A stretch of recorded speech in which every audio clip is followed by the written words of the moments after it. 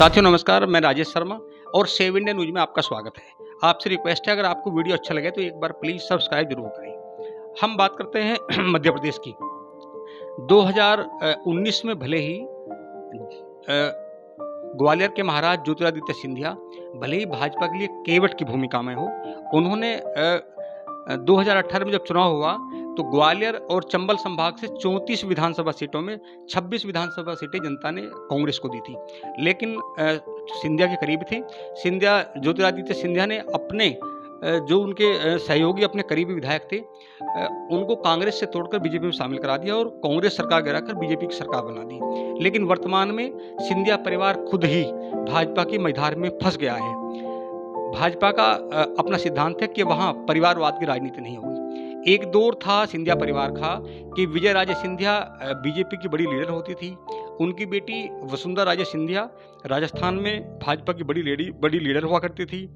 उनकी एक बेटी यशोधरा राजे सिंधिया मध्य प्रदेश में शिवपुरी से भाजपा की विधायक होती थी। माधवराज सिंधिया कांग्रेस के सांसद होते थे।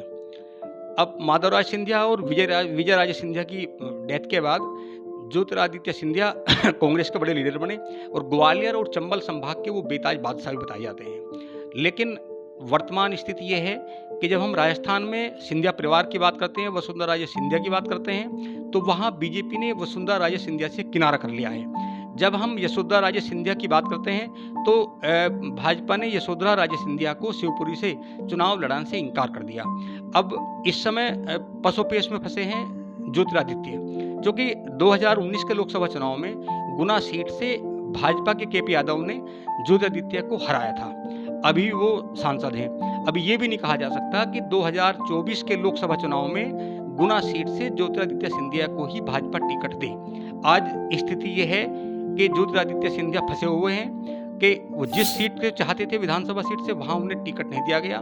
जिस सीट से भाजपा टिकट देना चाहती है वहाँ उनकी रुचि नहीं है। अब क्योंकि इस समय सिंधिया परिवार बीजेपी की मझधार में फंसा है, देखना यह है कि आगे की रणनीति सिंधिया परिवार की क्या रंग लाएगी। बीजेपी को फायदा होगा या इससे कांग्रेस को फायदा होगा, ये तो समय बताएगा। आप लगातार देखते रहिए सेव इंडिया न्यूज।